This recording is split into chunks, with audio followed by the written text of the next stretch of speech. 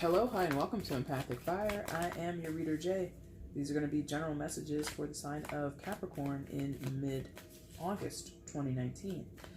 Oh, man, what's going on, Capricorn? How are you guys doing? I hope you guys are doing well.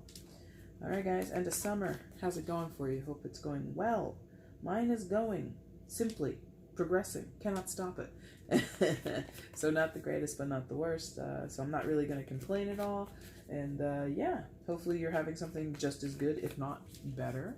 But yeah, Cap, let's get into it. I've shuffled off camera. That is your main spread there. I will shuffle on camera now for your overall, for your outcome and your overall energy. Once all of the cards are out on the table and they're lying face up, that's when the reading begins. You can look in the description box below for the timestamp if you want to jump ahead. Also down there is the information you need if you want to get a personal reading with me. If you have any questions before you place an order, you can email me at the exact same address and I will answer your question before we set you up for placing an order, okay? Anything else? Yeah, of course, please don't forget to like, share, subscribe, and comment on the video and here on the channel if you like what you see here, Capricorn. Doing any and all of those things continues to push me forward towards my goals with this channel. Gets me in contact with a whole bunch of new people, so I'm really digging it. So yeah, if you want to help a girl out, please do any and all of those things, all right? All right, let's see Capricorn's outcome for mid-August 2019. Capricorn's outcome for mid-August 2019, please show me. Okay. I saw that when I was like splitting the deck. So let's see what's going on. Came like this, so which way is it going to go on the table? Let's find out.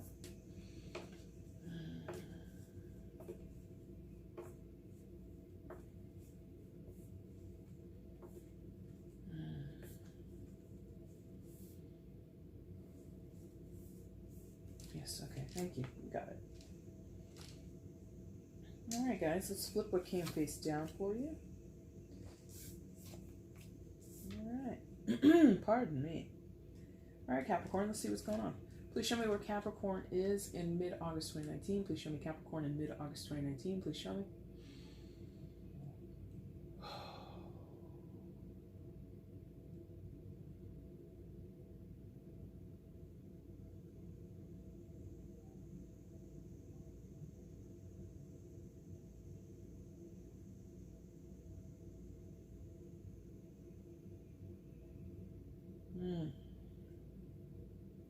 Whoa, come on, one more time.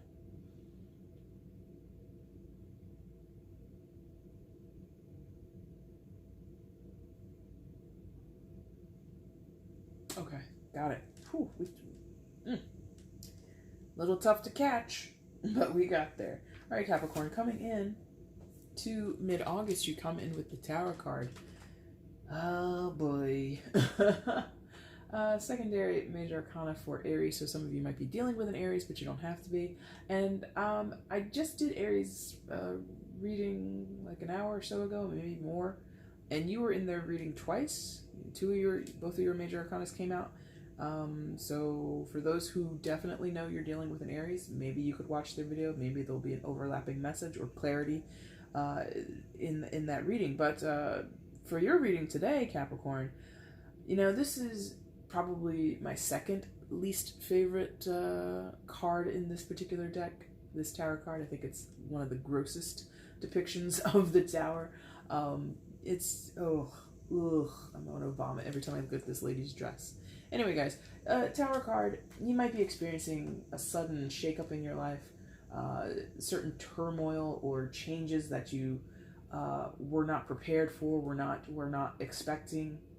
And now that they've come about, you're kind of scrambling, or you're kind of, you know, running around picking up fallen objects. Like what they're really showing me is like a house experiencing an earthquake, and not like a crazy earthquake that will, you know, crumble the house to the ground, but it knocks all the picture frames off the wall. You know, things fall and break and shatter all over the kitchen, and it's just like really wild, whatever this Tower moment is for you. And again, I think that you really, much like, you know, sometimes it is with earthquakes, right? You had no idea this situation was going to happen this way. You had no idea that this shakeup was coming. And in the middle of it, like what I'm seeing is this person within that house with the earthquake, They're like grabbing things as they fall, like trying to keep it from breaking on the ground. And you catch some things, but this person is running around madly trying to stop all the things from falling, and it's just not possible when the entire earth in your region is shaking and everything in the house is shaking, the walls, the plants, you're shaking. It's like you can't save it all, Capricorn. So there's this futile effort to save something while it's crumbling down or after it has fallen apart, trying to prevent it, even though it's clearly happening and you can't stop it.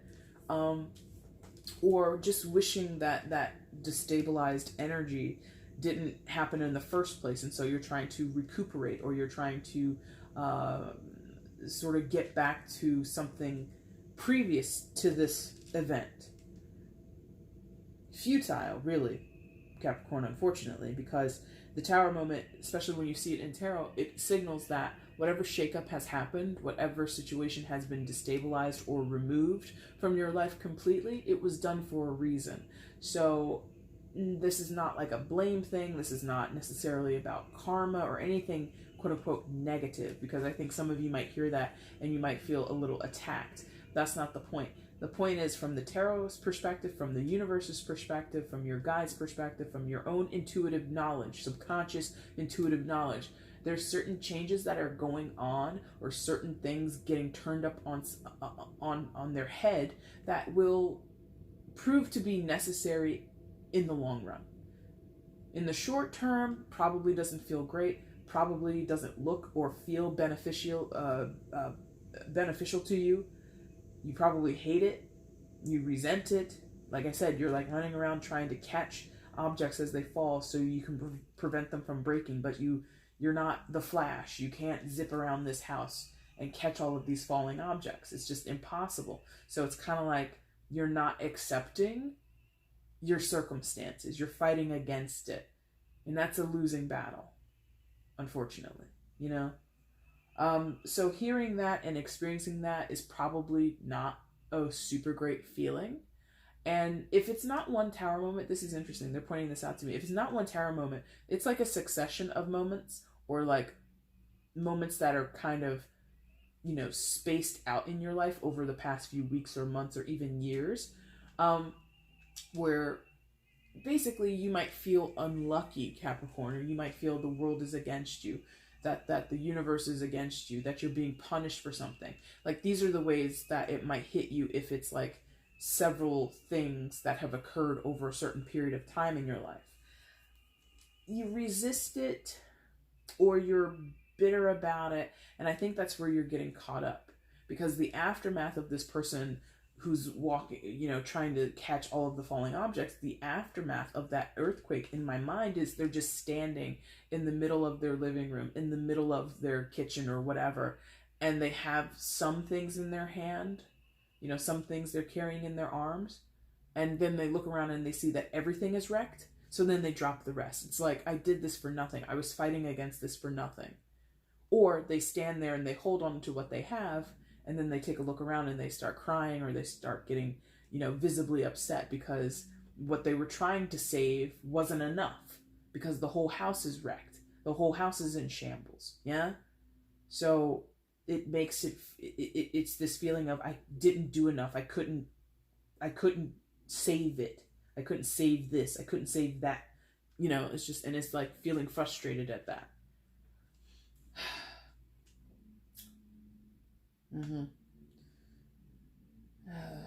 Because that fixation on saving, that fixation and effort put towards trying to avoid a complete catastrophe comes from this Knight of Pentacles energy right above you. So in your own conscious energy, this Knight of Pentacles is there. Earth sign energy, Taurus, Virgo, Capricorn. So I feel this is most likely you. I don't think it's anybody else. You've been really focused on getting things done and doing things by the book, doing things in a structured manner. Step 1, step 2, step 3, 4, 5, 6, so on and so forth, right? Not skipping down to step 7 and then going back to step 2 and then doing step 7 again, just to make sure, it's not, no, you've been trying to follow the playbook here, going in succession, moving the pieces in your life in a methodical, smart way. That's what you've been trying to do with this energy. The irony is that is not what is necessary, or that's not what's effective. Because what do we see? We see a Knight of Pentacles mowing a lawn while wearing a tux. Say what? Who mows a lawn in a tux unless that's like the intro to like a weird porno or something like that? That's weird. You're doing yard work. Why are you dressed up? Additionally, why are you mowing anything? You're not on a lawn. You're on a giant green pentacle. You're not outside in the front yard or the backyard. So there's just this misalignment. There's this not so... It's just, no. The method, and this is a general, by the way, guys. If this is not you, this is somebody else that you're dealing with, okay? So, because statistically, it cannot be all Capricorns that this is hitting you in every way where I say you, it equals Capricorn. There will be other people here. But I feel for many Capricorns, this is you. You have best intentions. Knight of Pentacles always does, has the best intentions, has a plan, has a rhyme and a reason to why he has a plan and why he wants to execute things the way he wants to execute them. But try it as much as you want, champ. You're wearing a tux while trying to mow a lawn. That doesn't make much sense. I mean, you can do it. The task is to cut grass. It's not to, serve, champagne while you're cutting the grass. It's like you can do this while wearing this outfit, but what sense does it make? What sense does it make? Additionally, what they're showing me with this also, or what they're trying to tell me with this, is dressing up this performance or this task, this chore, that doesn't need to be dressed up. So some of you are trying to paint over, gloss over, minimize, or just like make something that is hard, not trying to make something that's hard work look like it's not hard work, but you're making it fancy. There's something, I can't articulate it too great other than to say it feels fake, it feels false, it feels like you're putting on airs. You're making, not that you're lying, I don't think you're lying, Capricorn, or whoever this is. It's most of you guys. There might be another person in this spot for you. But it's not that it's a lie. It's pretending. You're pretending to do something. You're pretending to be something while you're doing something else. So if you're mowing the lawn, this is no offense to anybody who, maybe that's your gig. Maybe you're a landscaper. I don't get why you would be a landscaper but then dress in a tux. That's pretending. You're pretending to be something else, or you're not dressing the part. So that might not, I don't know how that is meant to translate to you, but there's something about not dressing the part as if to portray yourself as something else. So that applies two ways. One, again, pretending. The second thing is not going about things by the playbook. Playbook for doing landscape work does not include wear a tux. It just doesn't. Again, unless you're in some weird porno. Yeah? It's just not a part of the decorum, or it's just not expected. And somebody is doing this to either offset the tower moment, as in to prevent it from happening, or to salvage what has happened in the tower moment. This is very general. This is very abstract. I'm not getting anything other than the earthquake so far. I don't know what area of your life we're talking about. It's really pulled back. Like I'm getting a macro view of what's going on here. Like a bird's eye view. I'm not down on the ground really. I'm getting like a bird's eye view of this situation. And try as he might, the Knight of Pentacles has the best intentions. Doesn't even know probably that he's not dressed for the occasion. probably hasn't given a thought to how this image is just kind of incongruent. It's kind of a clash. It doesn't make much sense to wear your best tuxedo to mow the lawn. He doesn't even recognize that he's doing the most. And maybe that's what we're talking about. Somebody's doing the most to either repair a situation or to prevent a situation from falling apart. Doing the most, going above and beyond their station, trying to exceed expectations or to, take more burden onto themselves, something like that. And they're dedicated to it. The Pentacles, this person is dedicated to it. Could be you, could be someone else. You know your life better than I do. But this person is dedicated to the cause, dedicated to the dream, dedicated to the goal, will fulfill the plan, will follow through with the itinerary. And it's like, guy, you're wasting your time, or, you might do it, but don't expect a certain outcome.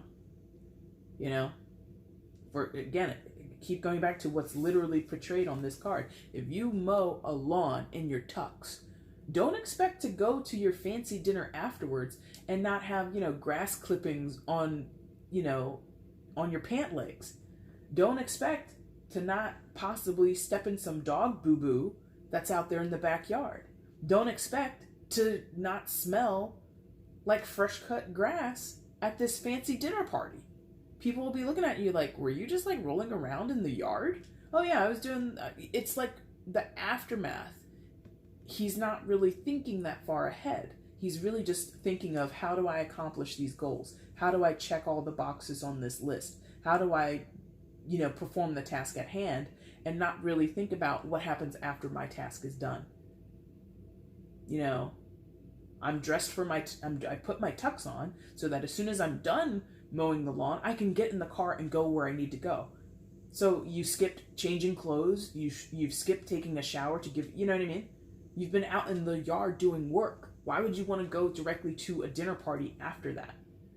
That doesn't make sense. You're going to show up and you're going to be not a part of that scene. You're going to be, and I'm not somebody who advocates this, but this is how it's coming across. You're going to stick out like a sore thumb in a certain way. Interesting. I don't know what this all means. Hopefully you understand it. So what else is going on? So partnership. Okay, sure. Is that where we're going? Yes. Okay. Now we get to a little bit of a scenario here. There's a partnership and it's either not going well, or it's on a downturn, or something like that. Okay. Lover's card.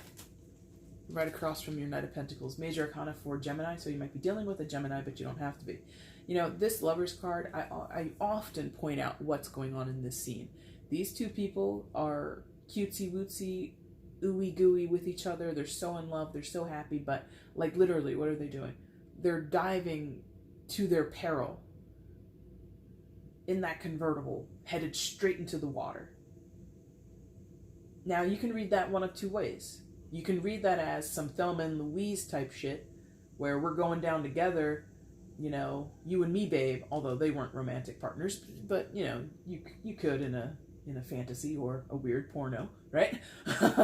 Think that Thelma and Louise were partners. But the other way that you can read this is that and they willingly go down together, is the point of me drawing to Thelma and Louise and putting this slightly more positive yet still tragic spin on it, is that they willfully go off of that cliff together in that movie and in this card, diving into the water.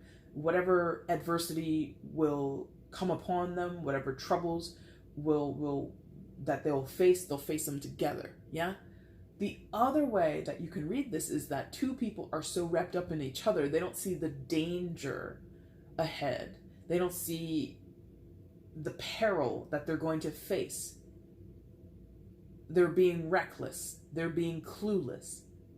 They're so ensnared in each other that they don't recognize the warning signs. I don't know which way that's supposed to read for you, Capricorn, but I've given you two options. Maybe you've got a third. please always follow your own guidance, guys. I am not a therapist. I am not an expert. I'm just somebody who throws some cards on a table, okay? So this connection you have with another person, lovers is in the name, so for some of you, sure, it's romantic, but for others of you, this is a friendship, or this is a connection you have with someone that's a friend of yours, or this is someone that you work with, or someone that you're on and off again. It's not official, it's not serious, it's just a sexual or carnal connection. Others of you, this is your marriage of 58 years, whatever. This connection has the potential to be super great, quite heroic or dramatic, and kind of this, us against the world, us against all odds. We always root for that when it's star-crossed lovers, right? The people that have to fight against all the naysayers in society, and it's just like, oh man, they went the distance to show each other how much they loved each other. It could be that, or it could be, oh my God, they're so crazy. Another tag or another duo that were madly in love but were heinous. If you've ever seen that movie, Natural Born Killers, okay? Satirical movie, of course, but similar to a Thelma and Louise. Two people, cross-country, doing what they please, killing people, but, with Thelma and Louise, we believe it's like more heroic, or, there's a bigger message there, and we root for them. In Natural Born Killers, you're like, oh my God, stop these people, they're crazy. But they were madly in love with each other. They were so in love with each other. They got off on killing people together. I'm not saying that's what you're doing, by the way. I'm not saying that you're going cross-country killing people with your lover or your best friend. If you are, turn yourselves in. Please don't do this. That's a joke, because if you're watching tarot while you're like going around murdering people, that's kind of weird. Anyway, so in Natural Born Killers, we don't root for them to win. We don't root for them for their love to last. We're like, oh my God, send them to the electric chair. Stop them. Yeah? So it'll go either way for you, Capricorn. You know your life better than I do. Regardless,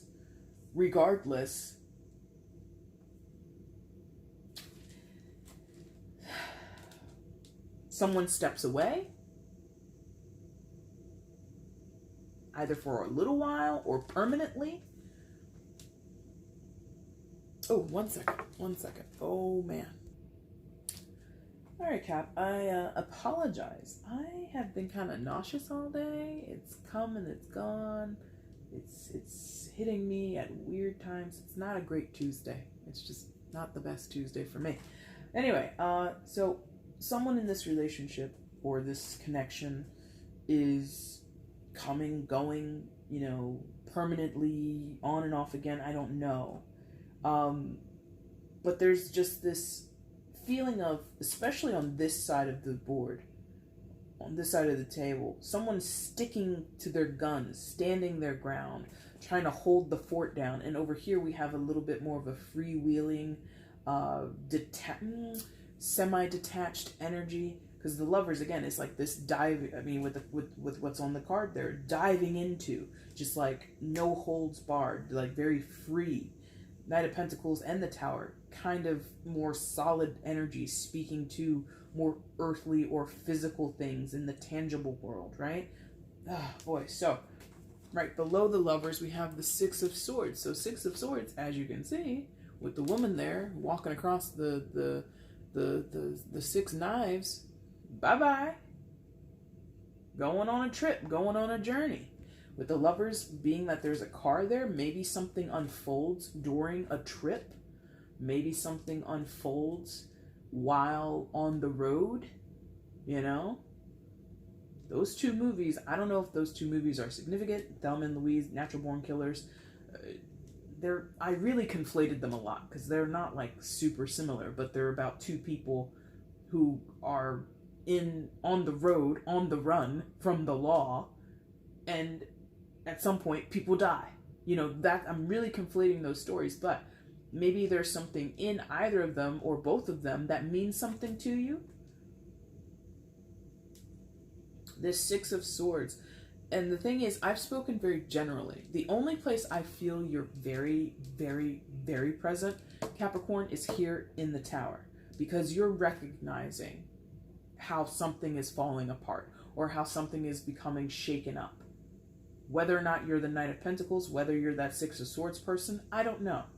But you know something is getting shaken up, strewn all about. Chaos, yeah? Whoever this is, or whoever is, dealing with this Six of Swords energy, maybe when the chips are down, maybe when something, goes awry and someone's life or some aspect of someone's life is thrown into a panic, this person chucks the deuce and walks out the door. So I'm feeling that there's this...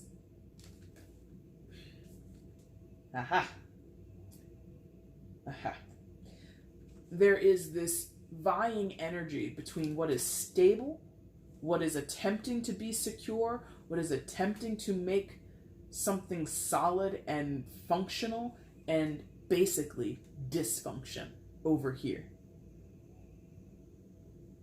A more carefree attitude over here. A more, we'll see where it goes over here. I'll go, or we'll go where the wind takes us over here. Over here, I'm trying to get things done in a practical, methodical fashion. I'm trying to hold it together. And someone else is just like, I don't want to hold it together. Or, I'm not really, that's not really my bag, essentially. So, if I had to, again, use this comparison of those two movies. This side is Thelma and Louise. This side is Natural Born Killers. Both have very tumultuous energies with these two major arcanas. A shakeup. One moment in Thelma and Louise where, which one was it? Thelma or Louise? I don't remember. I've seen that thing like a few times. But at some point, one of them shoots a guy, and that sets the whole plot into motion. And it becomes this thing of trying to hold it together, trying to remain, side by side with one another, being true, loyal friends, even though the world is crumbling down around them. They can't stay on the lam forever. Versus Natural Born Killers, where we're constantly on the run, we're constantly moving, but we're united. We're a united front in our chaos. We have no ties to anyone. We have no home. Neither one of those those characters in that movie, they came from crappy homes, right? They never had an anchor in this world. They never had a foundation to stand on. It's just a constant moving energy of chaos and destruction and murder. Yeah? Whatever this is, I don't know what it is. I don't know. Similar, because of the whole car and travel and people dying stuff, and a pair of people who decide to be in it together. Those are the similarities, but ultimately, two very different stories. Two very different ways of approaching that narrative of what do two people do in dire situations. How do they stick by each other? Thelma and Louise, sisterhood, where, if we go back, that's the end of us, and we might as well ride this out to the end. And you are my girl. We're good pals. We're good friends. We don't want to cause any more damage than we already have. Let's try and be as good as possible, but maybe it's hard to be good in a world like this. Like, they really tried to reason their situation.